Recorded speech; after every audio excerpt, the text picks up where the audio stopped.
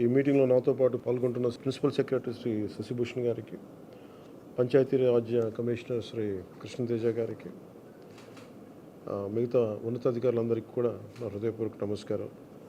ఇందాక రివ్యూ చూస్తూ ఉంటే 2014 నుంచి 2019 వరకు మన గ్రామీణ మన్రేగా ఎట్లా జరిగిన వర్క్స్ 19 నుంచి 24 వరకు జరిగితే చాలా వెనుకబడి ఉన్నాం. సో దాన్ని తొందరగా పూర్తి చేయాలి, దాని అనుకున్న టార్గెట్స్ పూర్తి అవ్వాలి అనే ఉద్దేశంతో ఈ మాట్లాడాం.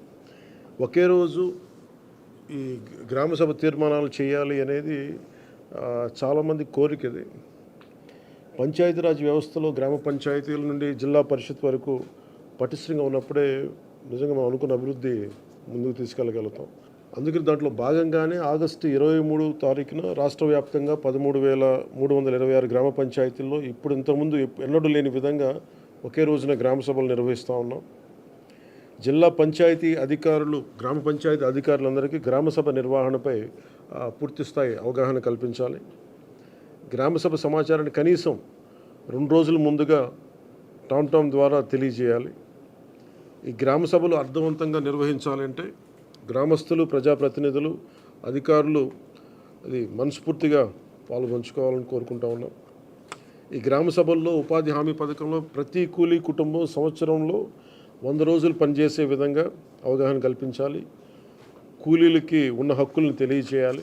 రైతులకు ఉపాధి హామీ పథకాన్ని సద్వినియోగం చేసుకోవడానికి సంబంధించిన పనుల వివరాలను గ్రామ సభల్లో ప్రతి ఒక్కరికి అర్థమయ్యే విధంగా తెలియజేయాలి. దాంట్లో ముఖ్య కీలకమైనవి మనకి దాదాపు 44 నుంచి 46 దాకా పనులు నిర్దేశింపబడ్డాయి. మీరు కొంచెం వివరంగా చూసి ఆ గ్రామాల్లో ఆ ప్రయారిటీని బట్టి ముందుకు తీసుకెళ్లవలసిందిగా కోరుకుంటా ఉన్నాం. అదేవిధంగా 24-25 ఆర్థిక సంవత్సరంలో ఉపాధి హామీ పథకంలో చేపట్టవలసిన పనుల వివరాలను గ్రామసభలో చర్చించి గ్రామసభ ఆమోదం తీసుకోవాలి. ఇది ప్రత్యేకించి గత కొన్ని సంవత్సరాలుగా మేము క్షేత్రస్థాయిలో తిరుగుతున్నప్పుడు మాకు అనిపించింది ఏంటంటే గ్రామసభ అనేది ఒక నామకే వాస్తేలా అయిపోయింది. దీన్ని నిజంగా గ్రామసభ అలా జరపాలి. ఇది ఏదో జరిపామని కాకుండా నిజంగా అన్ని వర్గాల ప్రజల్ని ఆ గ్రామసభలో పార్టిసిపేట్ చేసేలాగా మీరు కొంచెం చర్యలు తీసుకోవాలి. ఉపాధి హామీ పథకంలో చేపట్టే పనులు పేద కూలీలకి, రైతులకి, గ్రామానికి ఉపయోగపడే ఉత్పాదకత పెంపొందించే ఆస్తులను నిర్దేశించిన నాణ్యత ప్రమాణాల ప్రకారం పూర్తి చేయాలి.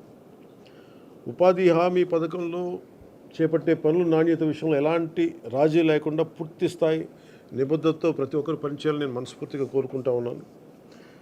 గత 2 నెలలుగా రివ్యూలు చేస్తున్న పనుల్లో కొన్ని క్షేత్రస్థాయి పర్యటనలో నా దృష్టిలోకి వచ్చినవి కూడా మీకు తెలియజేస్తాను.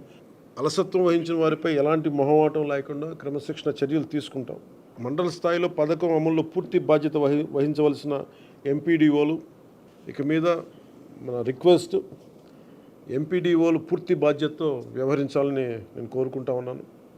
అంటే ఇన్ని వేల కోట్లు ఒక కీలకమైన బడ్జెట్ ఇది. ఇన్ని వేల కోట్లు ప్రజలకు చేరకుండా ఇబ్బంది అవుతూ ఉంది. దాన్ని దయచేసి మీరు కొంచెం దృష్టి పెట్టండి. ఇది ప్రజలకు ఏమాత్రం ఇబ్బందిగా ఉంటే ఆ పరిస్థితులను సహించం.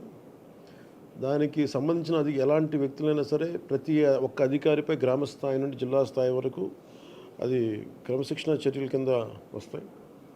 ఈ ప్రభుత్వం చాలా కమిటెడ్గా ప్రజలకి చెయ్యాలి అన్న చాలా బలమైన ఆకాంక్షతో ఉన్నాం. ఏ స్థాయిలో అవినీతి జరిగినా కానీ దాన్ని నిలువనిస్తాం. అవినీతిని ఏ స్థాయిలో కూడా దాన్ని వదలం. ఎఫ్ఏ స్థాయి నుండి పీడీ, డ్వామా వరకు, సోషల్ ఆడిట్ గ్రామస్థాయి ఆడిటర్ నుండి రాష్ట్ర స్థాయి డైరెక్టర్ వరకు అందరూ కూడా one will be accountable for this. దయచేసి అవినీతికి తావు లేకుండా భవిష్యత్తులో అందరం ఈ కైండ్ ఆఫ్ డిసిప్లినరీ మెషర్స్కి ముందుకెళ్లకుండా మీరు పార్టిసిపేట్ చేయాలని కోరుకుంటా ఉన్నాను. అంతేకాదు బాధ్యతాయుతంగా సమర్థవంతంగా పనిచేసే అధికారులకు కూడా సిబ్బందిని గుర్తించి వారిని ప్రోత్సహిస్తాం. ఇకపైన ఉపాధి హామీ పథకాన్ని సమర్థవంతంగా అమలు చేయడానికి మనందరం కలిసి పనిచేద్దాం. పథకం అమలులో మన రాష్ట్రాన్ని దేశంలోనే మళ్ళా మొదటి స్థానంలో ఉంచడానికి కృషి చేయాలని కోరుకుంటా ఉన్నాను. గ్రామాలను అభివృద్ధి చేసే మహాత్మా గాంధీ గారి కళలాగా గ్రామ స్వరాజ్యాన్ని స్థాపించాలి, ఆ దిశగా అడుగులు వేయాలని చెప్పి మీరందరూ కలిసి మాకు సహాయ సహకారాలు ఇవ్వాలని మనస్ఫూర్తిగా కోరుకుంటున్నాను.